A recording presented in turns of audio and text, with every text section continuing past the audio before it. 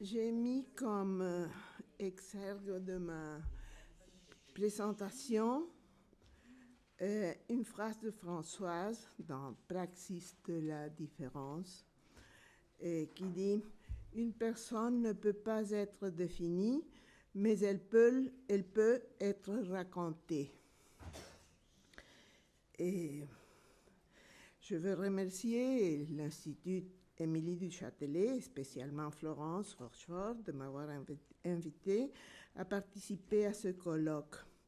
J'espère que ce petit témoignage pourra rendre compte d'un des aspects de la personnalité, l'agir de Françoise, et que je pourrai le partager avec vous lors de cet hommage. Cela fait des années que je pense avec Françoise Collin, comme nous y sommes invités aujourd'hui. Et pardonnez-moi mon français, j'écris ça en espagnol et j'étais traduit par une amie, Angéline Montoya, et je vous demande pardon par mon prononciation en français. Je ne suis pas francophone.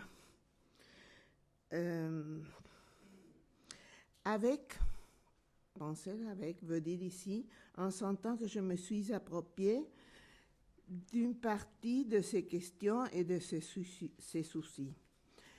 Que nous avons une communauté dans le sens d'une dette commune à travers laquelle je me sens redevable de par ce que j'ai reçu d'elle. J'ai peu connu Françoise, mais le peu que j'en ai connu a beaucoup signifié pour moi. Sans y penser, Françoise Collin partageait avec Lacan une injonction paradoxale. Faites comme moi, ne m'imitez pas. Je crois que c'est pour cela que cet hommage a été pour moi une occasion de vérifier mes faits, mes actes, pour distinguer ce qui a été une l'imitation avec mes propres limites, de ce qui a été agir comme elle. Et il me vient à l'esprit ce que saint Augustin répondait quand on lui demandait ce qu'est le temps. Si on me pose la question, je ne sais pas. Si on ne me pose pas la question, je sais. Épigramme éloquent sur le savoir inconscient de l'expérience du temps comme permanence de quelque chose qui permet de dire « je ». Il y a un savoir non su avec lequel nous agissons en laissant une marque. La question crée une scène vide qui doit se remplir de représentations qui nous donnent une cohérence comme quelqu'une actrice, auteur de notre image, un sens. Un tissu qui relie et qui contienne la multiplicité de nos liens, nos fantasmes et nos expériences. Un récit qui s'articule et se déplace dans plusieurs dimensions jusqu'à se convertir en corps et en histoire. C'est peut-être pour cela et parce que j'ai pensé à ce que je pourrais apporter de plus singulier que j'ai eu l'idée de proposer quelques traits historiques des effets de ma relation avec Françoise, avec l'espoir qu'il contribue à ajouter quelque chose à la mémoire de Françoise. Je me suis rendue plusieurs fois à Paris depuis 1977. Je rendais visite à ma famille et je me chargeais des livres. Les cahiers du Griffe ont été mon premier contact avec Françoise. Et depuis les années 80, j'ai pensé avec elle, comme l'exprime le nom de ce colloque, c'est-à-dire avec ses travaux. Et pas seulement avec les siens, mais avec ceux de sa revue. Je ne faisais pas vraiment la différence entre Françoise et les cahiers du Griffe. C'est peut-être un effet de séduction qui mettait de l'ombre sur des autres composant l'équipe. À tel point que lors d'une conférence pendant laquelle j'abordais le sujet obsessionnel pour moi, femmes, politique et psychanalyse, le nom du fichier était colin.doc. Je le pensais avec elle et je l'ai connue personnellement quand je lui ai demandé un entretien pour la revue El Rodaballo, le Turbo, une revue culturelle et politique dont j'intégrais le collectif éditorial et nous nous sommes très bien entendus. Il a donné à Buenos Aires un cours Philosophie de la différence des sexes et démocratie. Je crois qu'elle a perçu que le problème de la démocratie, qui a tant mobilisé sa pensée, était crucial, il l'est toujours, à ce moment pour notre société, et par conséquent, elle a été très bien reçue. Il n'y avait pratiquement aucune traduction de livres de Françoise, et comme je dirigeais une collection dans une maison d'édition, je lui ai proposé de faire une compilation. Et les articles qu'elle avait choisis concernaient tous le sujet de la politique. C'était ceux qui avaient un intérêt particulier dans ces contextes d'activité intense et d'essor féministe après la conférence du Caire en 1994, caractérisée par les conflits entre la participation dans et parfois la cooptation par l'État des mouvements et des élites féministes, la création d'un monde commun qui incluait les femmes comme sujet de droit et l'invention de manières d'intégrer le féminisme dans le champ de l'action politique. Pendant plusieurs mois, nous avons travaillé à ce projet de publication, mais la maison d'édition a fait faillite et on ne l'a jamais publié. Alors j'étais très peinée et honteuse de devoir lui dire qu'il ne serait possible de le publier. La lecture de Colin me pousse inévitablement à penser au-delà de ce que je pense ou de ce que j'ai pensé. Par exemple, l'accent qu'elle met sur la natalité m'interpelle sur le statut du nasciturus dans le droit à l'avortement et dans la subjectivité de la femme qui avorte, un sujet que je travaille.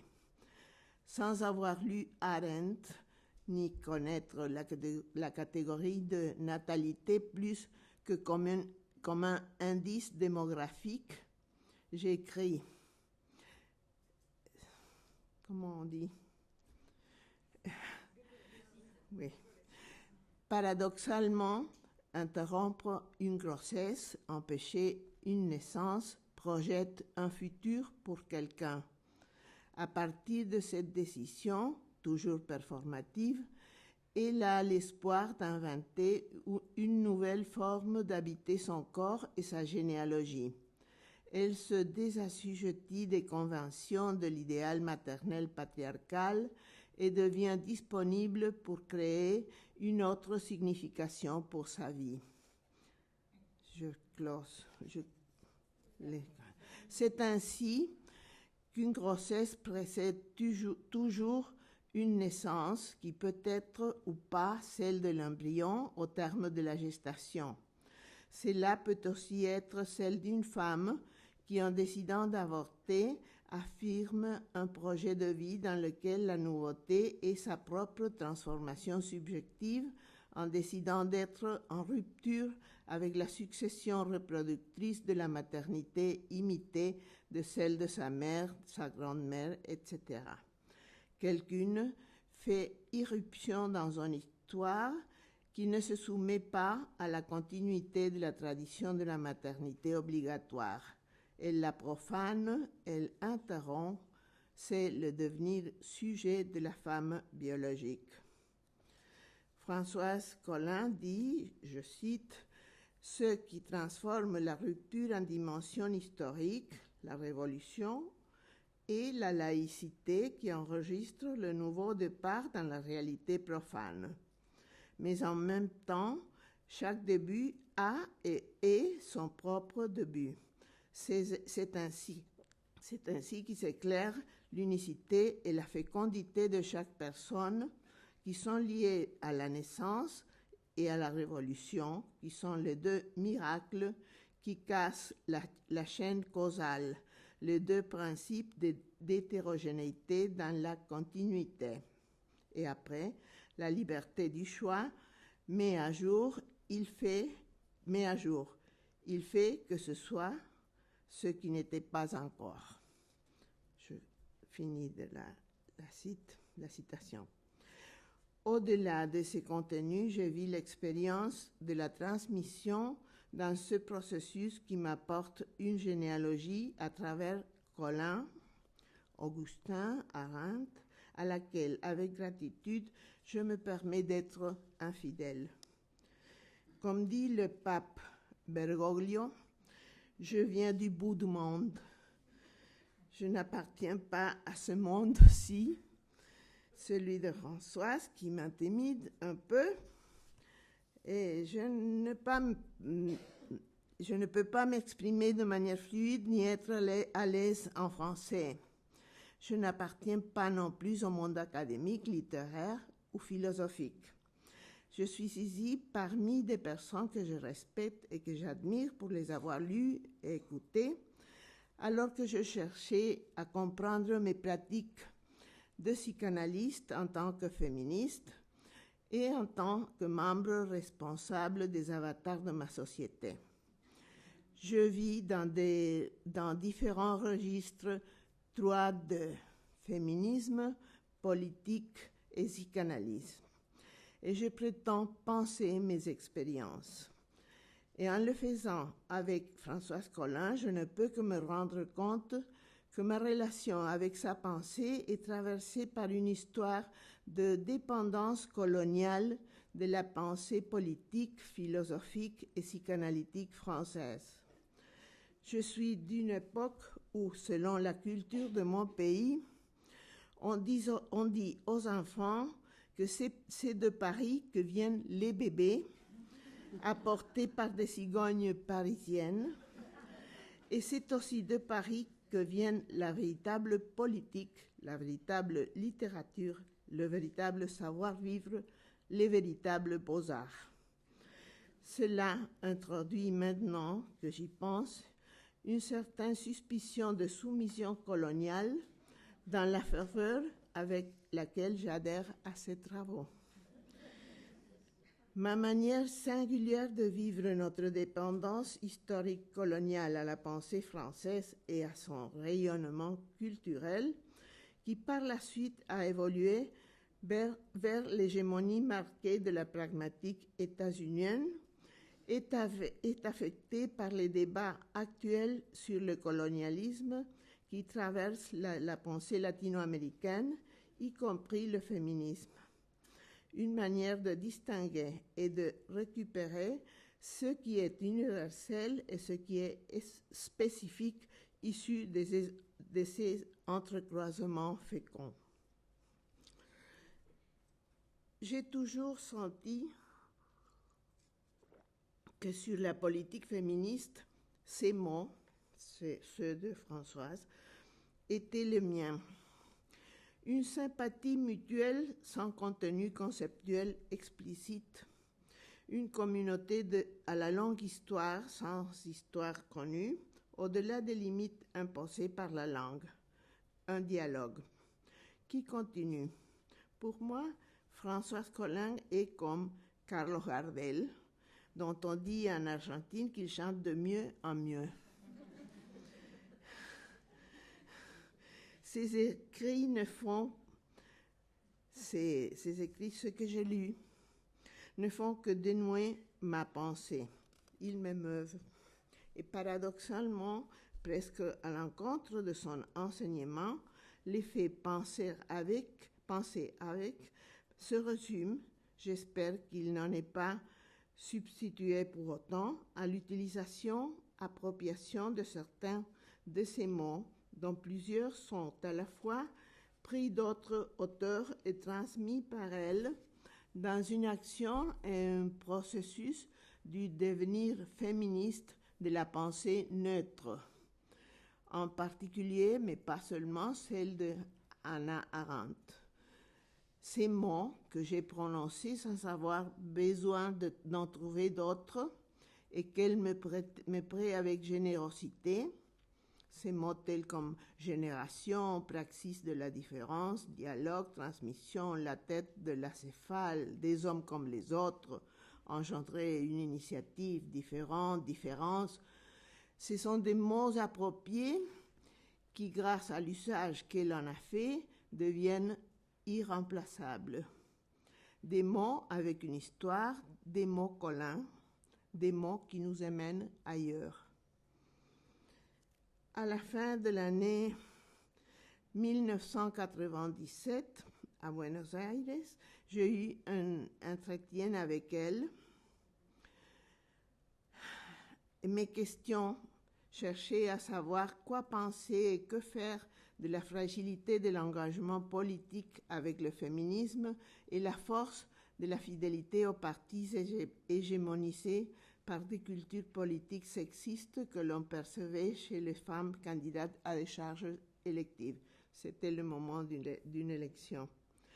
Et dans ce dialogue dans lequel je cherchais un avis autorisé pour confirmer mes critiques, qui m'isolaient du banc de poison érotique des féministes progressistes, j'ai trouvé une sœur au sens où j'ai reconnu une origine commune, des expériences en apparence si éloignées et pourtant qui ont rendu possible un dialogue que pas même les difficultés de la langue n'ont pu ternir.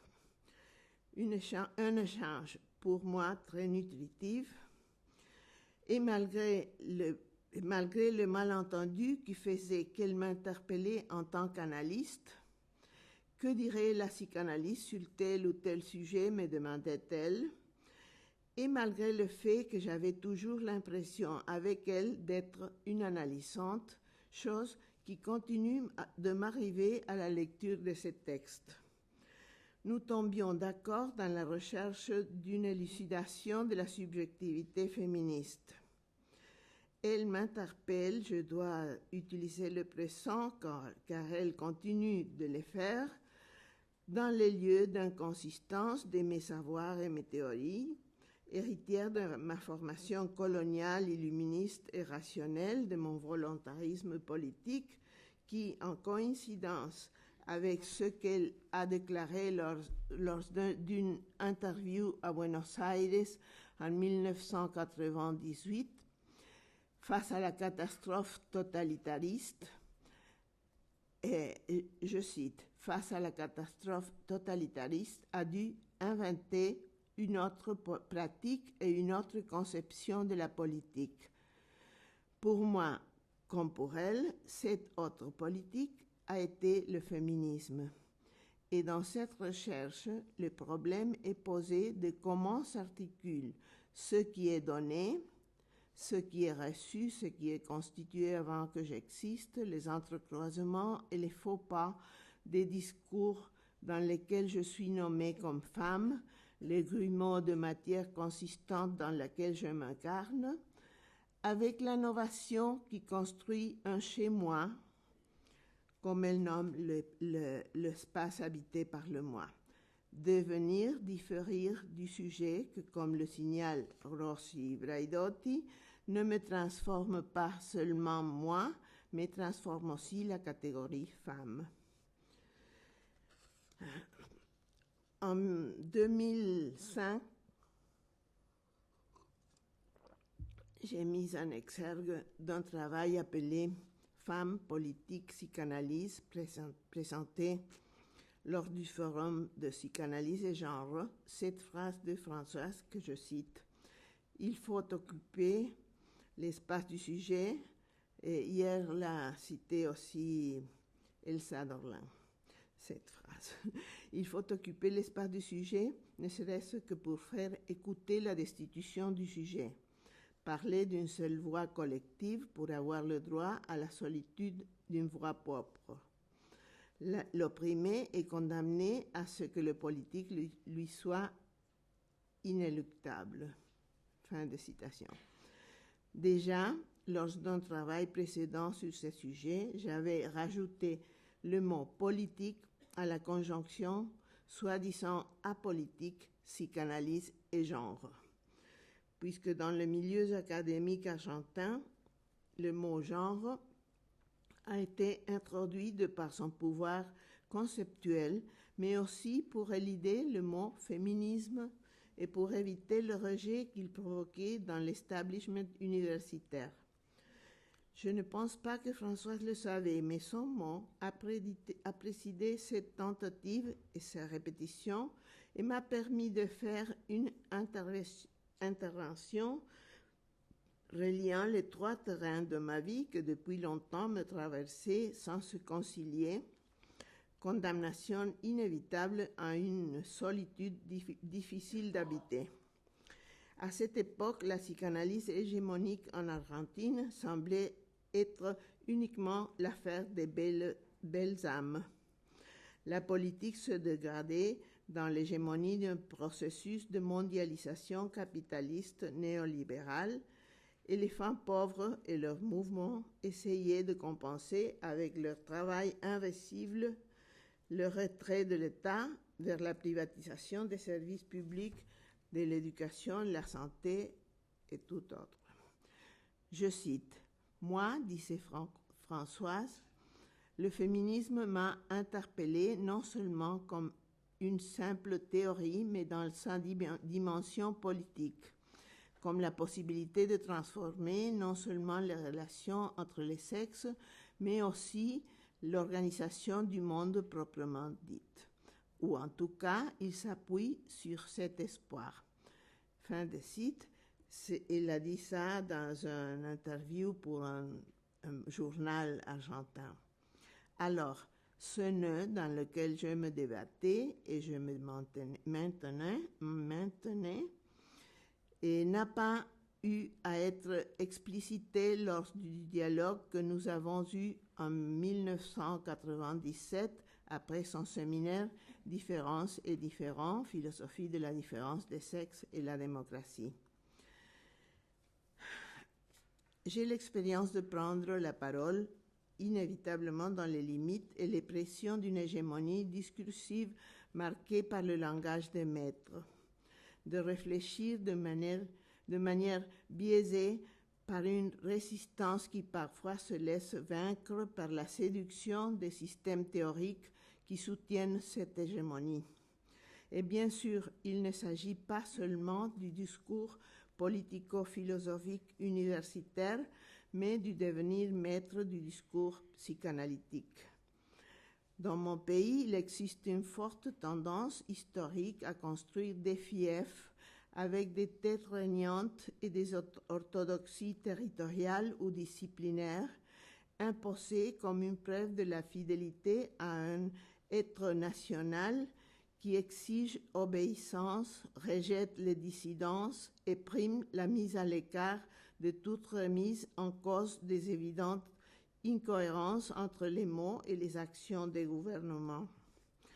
Un exemple de ce type de dissociation du sens est le fait d'avoir donné comme nom aux rues du luxueux quartier de Puerto Madero, celui des femmes protagonistes des luttes d'émancipation depuis la colonisation jusqu'à la dictature militaire, dont plusieurs étaient féministes avant la lettre, alors que Puerto Madero est un monument à la politique néolibérale du gouvernement des années 90 et aujourd'hui le siège et le refuge de la vie des affaires obscures de plusieurs membres puissants du gouvernement et un lieu de blanchiment de l'argent du trafic de drogue et de la corruption. Un lieu d'où s'exhibent et se dictent les règles de consommation inaccessibles pour tous ceux qui sont maintenus au bord de l'extrême pauvreté. Les femmes et leurs luttes vidées de sens, démenties par l'utilisation obscène de leur mémoire pour la jouissance impunie des puissants. Il existe une tradition d'utiliser les luttes d'émancipation de leurs protagonistes pour soutenir les politiques restauratrices qui réaffirment le pouvoir contre lequel elles se rebellaient. Pour ces raisons, j'ai tout de suite eu confiance en son regard, seul le regard de Françoise, lucide et parfois torve, désenchanté sur la politique, auquel nous semble on ne peut renoncer. J'ose utiliser la première personne du pluriel dans laquelle j'inclus Françoise, mais aussi la génération qui avons vécu la Seconde Guerre mondiale, l'enthousiasme communiste, la déception et sa chute catastrophique, la lutte anti-impérialiste et anticoloniale, les cruelles dictatures latino-américaines et les luttes révolutionnaires armées latino-américaines qui ont été vaincues. Nous avons perdu beaucoup trop d'illusions pour faire des concessions. Le regard politique de Françoise développe une rigueur respectueuse de l'altérité de l'autre. Son éthique privilégie toujours la construction d'un monde commun, habitable, qui accueille la diversité de l'humain en mouvement. Comment ne pas se sentir accueilli en elle? C'est pour cela que je suis ici aujourd'hui, gagnée par sa reconnaissance. Merci d'avoir reçu mon hommage à Françoise. Merci Françoise.